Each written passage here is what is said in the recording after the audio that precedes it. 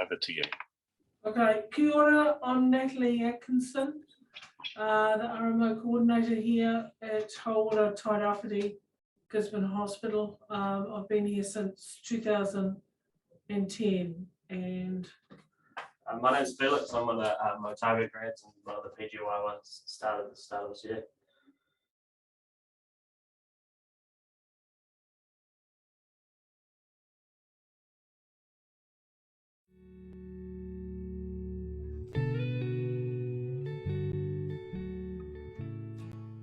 Kia ora, I'm Harrison. I'm a first year RMO here at Hauora Tairāwhiti here at Gisborne Hospital.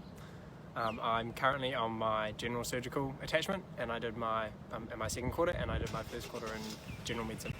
I had previously spent some time here whilst I was a student in paediatrics, and I really enjoyed it. I got to know the rest of the house officers here and saw the opportunities that they got, and you know, the relationships that they got to form working a lot of the time one-on-one with the bosses, and that was something that I was really interested in. It's a very high needs community as well, and I think that you could see that all of the house officers found that rewarding, and that's definitely something that I've found to be the case so far this year. The RMO unit here I knew to be really supportive. They already had the 10 and 4 rosters in place before it became a nationwide thing. The workload is very manageable. Here in Gisborne, every quarter you do 2.5 weekends and 11 long days. You get 4 rostered days off, which always falls next to a weekend, so you get 2 long weekends a quarter, and it's quite nice here because they don't get deducted from your pay. The rent is really cheap here, and you can live in really nice places, you know, walking distance from the beach or on the beach. Definitely found the lifestyle here 10 out of 10. For a large portion of the year you can surf before and after work, which is pretty unbeatable. Also there's lots of really nice tramping around, and Gisborne's quite a sporty place, so if you're into sport there's lots to do. Kia ora, I'm Sarah, one of the PGY2s at Tairāwhiti DHB in Gisborne. I chose to work at Gisborne Hospital because of the fun experience I had on a GP placement up here in training intern year. I've loved it from the time that I first arrived here with the great people and the great community in Gisborne. This was also awesome outside of work, living in a beachfront house with a group of other house officers, making great friends with the other house officers in Gisborne, and the experiences out of the hospital, surfing, trips up the coast, and fun times on the weekends. I te rangi te maunga ko uawa nui a roa matua te awa, ko te atanga hauti te iwi, ko Kiriana ki nipi a hau. Kia ora, my name is Kiriana. I'm a PGY2 here at Hauora Tairāwhiti, and I'm currently on the paediatrics run. First year here I really enjoyed it. I did 6 months of Gen Med, Gen Surg and Orthopedics, and it was all really good. We didn't have registrars last year, but we now have medical registrars, and we've got the one surgical registrar. So last year I got lots of opportunities to do things kind of with the consultants one-on-one. I think having the registrars here this year is actually a bit of a benefit as well, because it means you don't have to call the consultant straight away. You've got a bit more support, kind of a next step up there, but you still get lots and lots of opportunities to see patients. Second year runs that I'm doing this year, I'm doing 6 months of PEDS, including the Diploma of Child Health through Otago Uni and APLS, which was all supported by the hospital. And I'm also going to do 3 months of ED and 3 months of relief. I think what attracts a lot of people to come here is you get an anaesthetics and ED run if you choose to do that, which a lot of people enjoy. You get to do intubations and lots of time in theatre. So take a leap and move to Tairāwhiti DHB.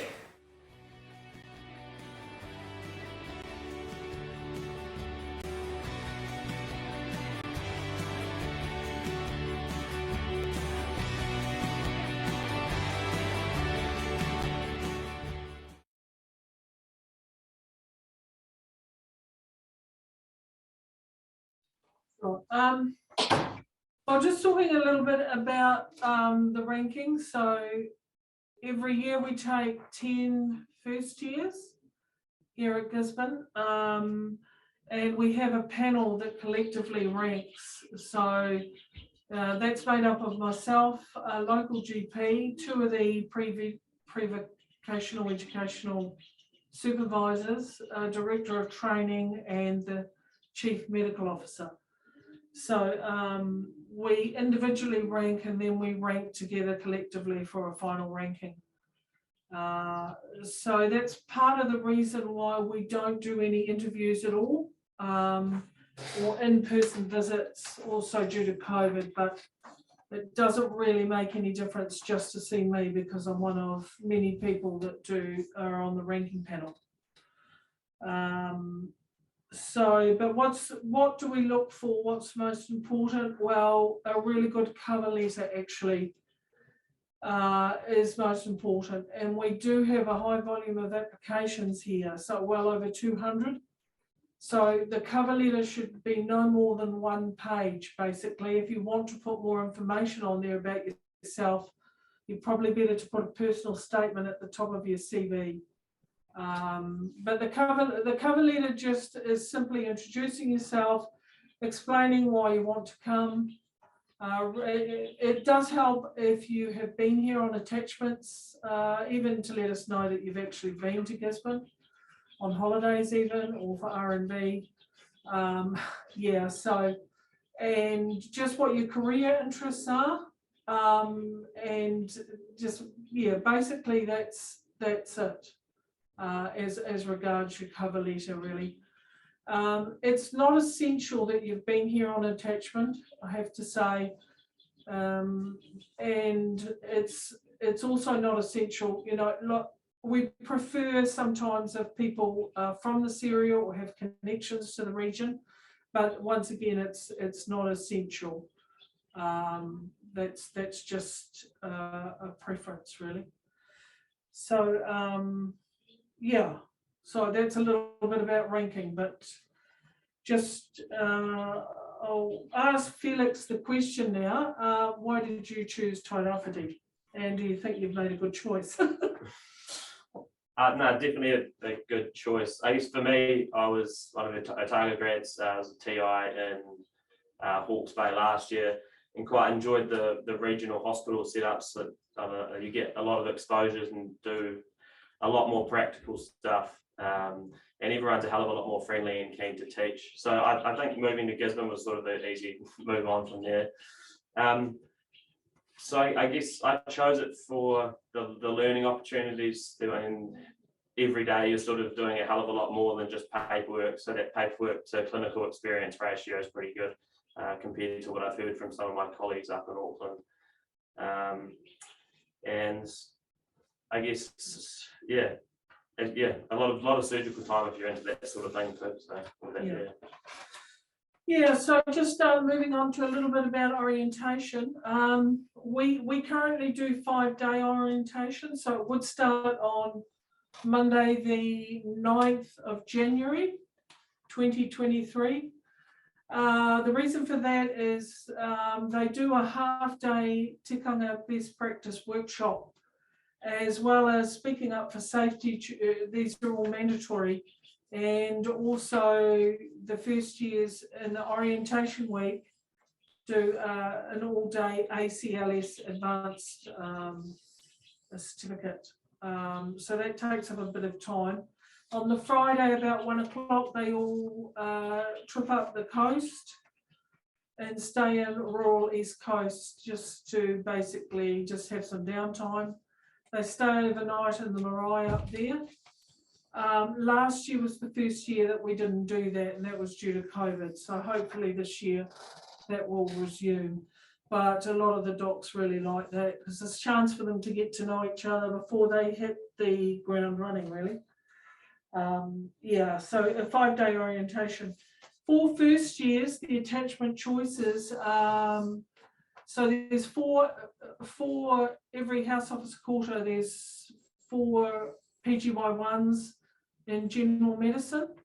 So 3 are in ward work, and then there's a 4th house officer that does mental health, medical day unit, and rehab unit. And they swap halfway through the quarter with one of the ward house officers.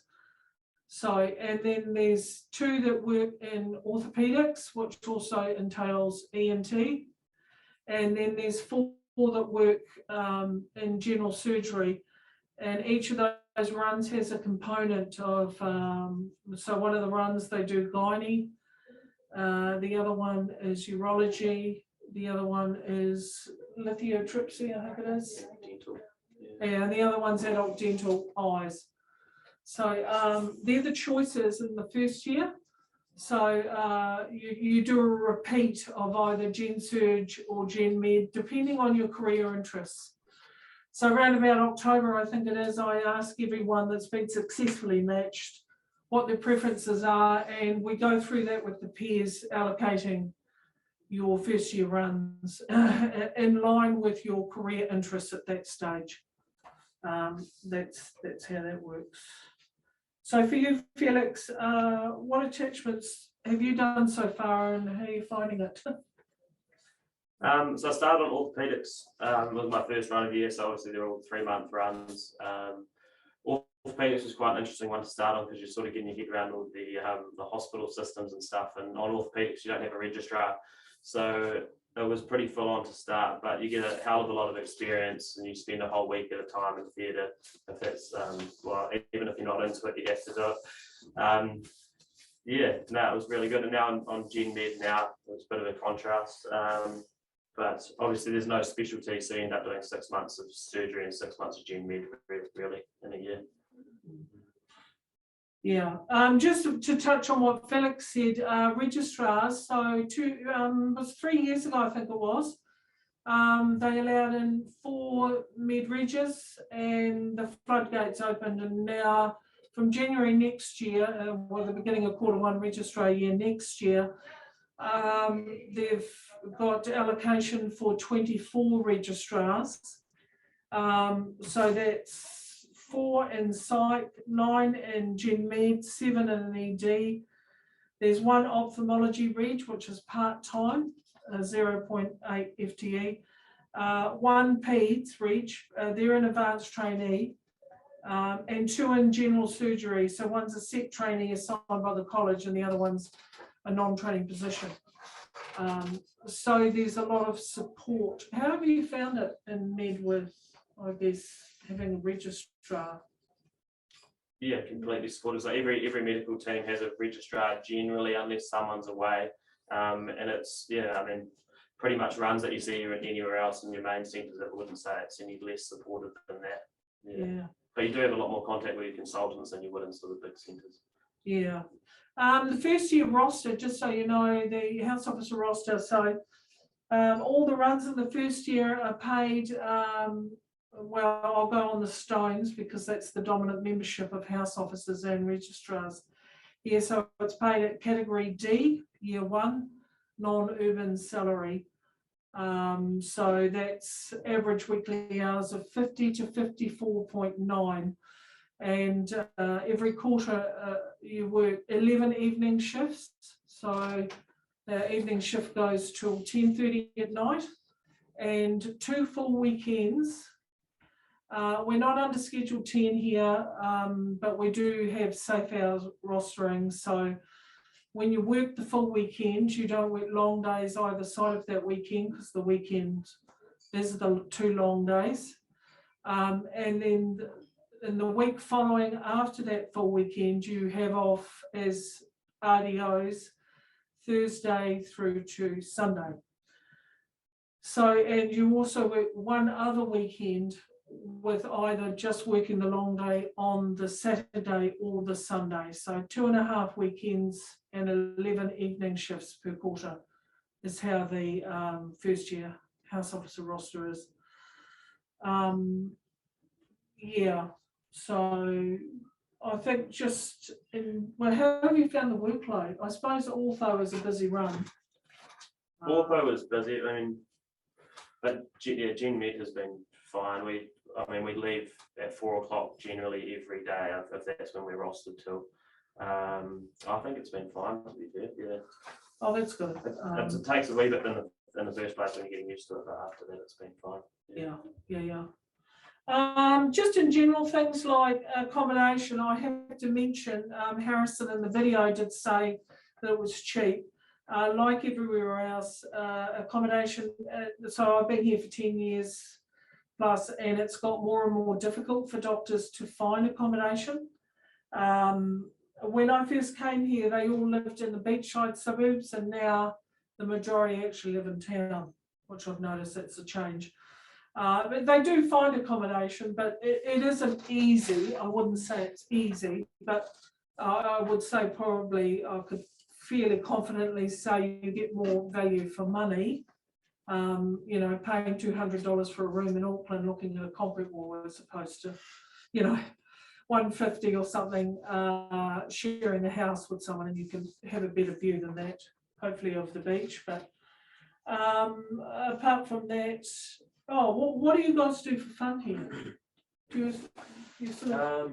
I think I'm probably the only person within 200 k's that doesn't surf, but everyone seems to come up here either already surfing or picks it up in the first week. But it's wide range. I'm more into hunting and diving and that sort of thing. And if you're into fishing and that, there's heaps of stuff to do.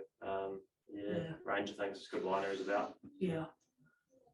Just in general, I'd say it's probably a hospital that in this region where you make your own fun, and that's fairly self-explanatory. It's not somewhere you come if you're into fine dining, but it's so the docs make their own fun. I know in past years they've all hired a batch and gone up to Hicks Bay, and you know it's about 12 bodies in a two bedroom little tiny batch and things like that, or they've gone over and done tough girl, tough guy, Rotorua.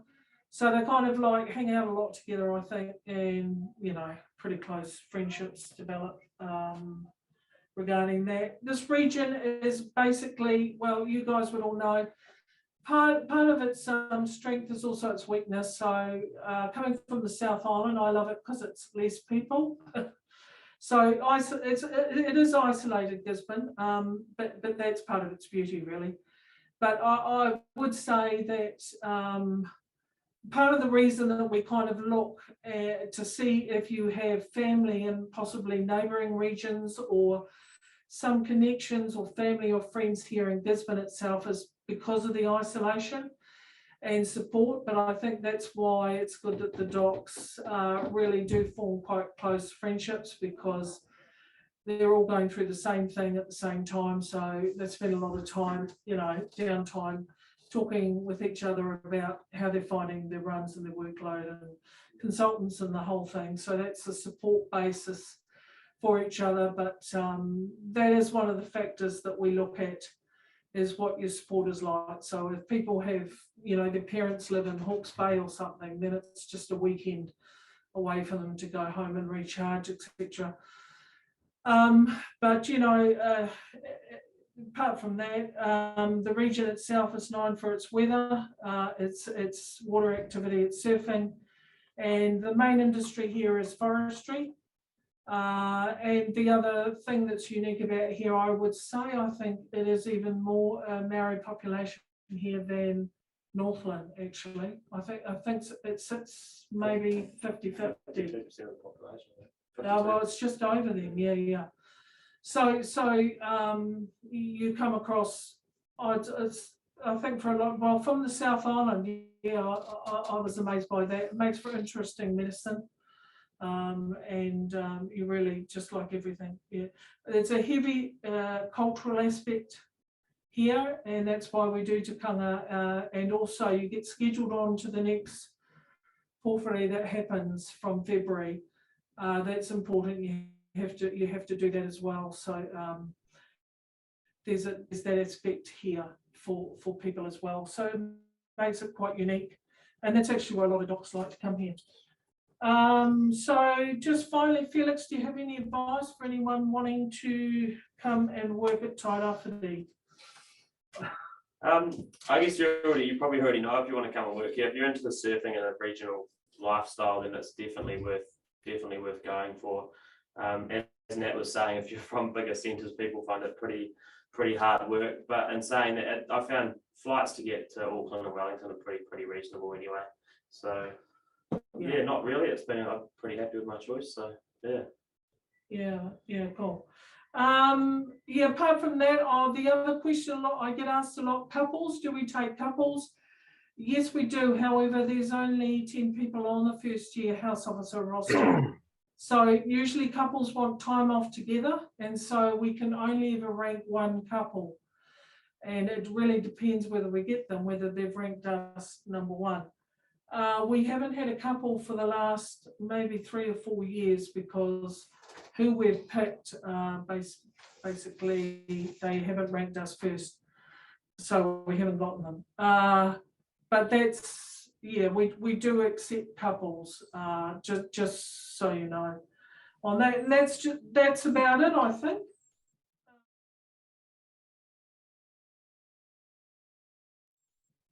Quint? Cool. Can you just talk a little bit about regular house officer teaching, protective teaching? Oh yeah, sorry, I didn't touch that, did I? Right. This year there's been quite a shake up on that because we had an accreditation visit last year with Medical Council. So we've got a director of training and a pre-vocational training committee, of which Felix is the PGY1 rep. So that's been really good. So one of the circles, Mr. Hudson, is the director of training, and he has been in charge of revamping that whole program.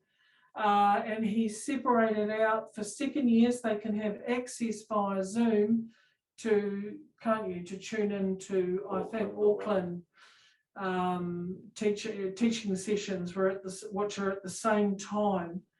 And then second years also have the access, they can access registrar teaching in the various departments if they have time available. So 1 or 2 of them have taken advantage of that. They've got a particular interest. So it's actually working really well, I think, the teaching program. So that's good, because previously we just had the one program that just repeated year over year. So basically a lot of second years weren't getting any further or new teaching because it was just a repeat of what they'd done in their first year. Cool. I haven't touched on the second year run, sorry. So in your second year, the choices are emergency. So we have 2 docs that work the emergency department. Pediatrics, 2 docs in that every quarter. And 2 of them can have the choice to do the Diploma of Child Health. Obviously, they have to work 6 months in peds doing that. Then there's 3 relievers that we have. So usually you have to work 1 quarter of relief.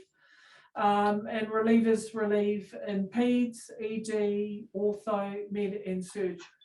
And then there's our community-based attachments, of which 3 of the GP centres in town participate.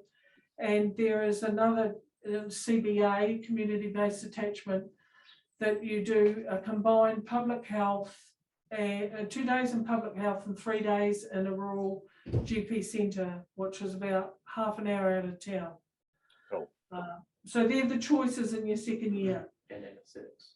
Oh, sorry, that's the most important one. That's the one everyone likes. So we do have a PGY2 anaesthetic run here, and that's purely, you're not service provision, that's purely training, and that's actually the run that everyone kind of wants, because they're like hen's teeth, I believe, in New Zealand. So they're the choices in your second year. And the good thing about now having registrars is if people want to stay, we've had, last year we had 2 of the docs bought houses here. So they stayed on and were junior registrars, because there's a choice now, so you can stay, 3 years, unless you want to start your general practice registrar training here in Gisborne. I mean, which means that you wouldn't actually leave if you didn't want to, but there's a bit of choice now. And generally speaking, we get about, on average, it's really good because we have 90 to 100% of people stay for at least 2 years. So, yeah. What's accommodation like to find for those who haven't done a TI placement in Gizzy? Like, is it quite easy to find accommodation? Are there flat shares that run as groups with the doctors in your region, etc., etc.? Yeah, I pass on info. So as docs leave flats, they often hand them over. Yeah. The incoming ones coming in, or they are moving into different flats and maybe have a spare room. And they ask, the incoming docs if anyone wants to come in and flat with them. I'm not sure how you found it, Felix, although Well, I was lucky because my parents were living here last year, so I've just ended up squatting in their place. But everyone else has found something eventually. I mean, it is difficult, but everyone's ended up somewhere to live. Most of the PGY ones live together. And what is the food and the coffee like in the hospital? Oh, it's no Auckland coffee, and the food's not like you're getting told on a hospital, but it's perfectly fine. You never go hungry, and there's always coffee there, and the food allowance is there. So it personally doesn't bother me, but I'm not a big cafe goer and a huge eat outer. But yeah, no, it's fine. But with COVID, there's been limited cafe hours, and obviously, you couldn't eat there. So we arranged for an option of frozen meal vouchers. But apart from that, the coffee's okay. I'm into coffee, so the coffee's okay. I'm not into food allergies, so I wouldn't really know. Are you any type of? No, there's a few vegos here this year, and I think that might be a bit of an issue at the moment. Yeah, I'm sure that'll be cleared up eventually. Just while wait for it. No, except for probably the advice I give, having done this numerous times. What you need to do, it's hard to make decisions, but really, I heard one of the docs say, and I thought, yeah, that's true. You really need to make the decision on your first choice and go really hard for it. I would advise you to do that. Really, really think about that cover letter. Put some thought into it. We can tell when letters are generic and you're just changing DHBs. It's not a good look. You need to do your homework. And as I said, go hard for the DHB that you really want. It does come through in your letter whether you really want to work there or not. And explain, because sometimes you think, why is this person coming here? But that's why I mean by the cover letter, explain why you want to come here. And we find out later, like Oscar Lyons, who's he's in the media and everything. I always wondered that. And he never explained, but I don't know if you guys know, he won the Rhodes Scholarship and very high profile doc, and he could sort of come out of nowhere. He never contacted me, and all of a sudden we got ranked. And I always wondered, but then I found out since that to do that scholarship, you have to represent the country nationally in a sport. And he was into judo, I think it was, or karate. So a lot of the national selectors are here in Gisborne. So I guess that was his big plan, because he's moving forward. But you do, if you look and think, oh, why is this person picking us? Because I haven't had any contact, or they're not explaining it. You do sort of wonder. So it is good to just be honest and put simply why you want to come here. There's a variety of reasons, but yeah. Is there any opportunity for rural hospital training? Also, is there opportunity for ophthalmology exposure during the first few years? Rural hospital training, they do clinics up at Tupuria Hospital, don't they? And sometimes some of the docs travel with a consultant. If their workload can be covered here, and they go up there and they do. So there is some exposure to, we're not actually considered a rural hospital, Gisborne Hospital itself, but we look after, and the clinics happen up at Tupuria Springs, which is an hour and a half away from here, I think, up the coast. So as I said, sometimes the doctors do travel and spend the day with the consultants up there in clinics in the first or second year. Ophthalmology is a run that is a senior house officer or junior reg only. And that is a 0.8 FTE. And if you are matched here, then I would suggest, if that is really your career interest, that you need to see the appropriate people here who recruit for that role. And that is something that you may be wanting to put in your cover letter, because they once again are quite hard positions to get. My understanding is in New Zealand. Some exposure to it. It's fully supported, and there's plenty of medical education leave that they allow you to do for that, to help people get into that college, which is really great. Is there any Maori cultural support service to support patients, and any connections between the new incoming doctors and patients? Yeah, I'm not sure if I'm answering your question correctly. I do know that we do have one of the, and he's on the ranking panel, So he's a Portuguese speaks fluent Maori, a local GP, and he came here in his first and second year as a house officer, and is married into this community, and now he serves as a GP. So he's actually the Maori mentor for any of the junior docs that request that. Felix, thanks very much for popping on and representing your PGY1s today and your future colleagues. I really appreciate the time that you've put aside to come in today, mate. No worries, thank you very much. No worries. Natalie, it's always good to talk with you again. Always nice to speak with you and to see you. And I wish you all the best with your annual recruitment cycle as that gets started, which has already started. All of our students out there, good luck with your race applications for the rest of the year. Take care. Ngā mihi nui, kia pai tō rā, ka kite anō. Right. Haere rā. Haere rā.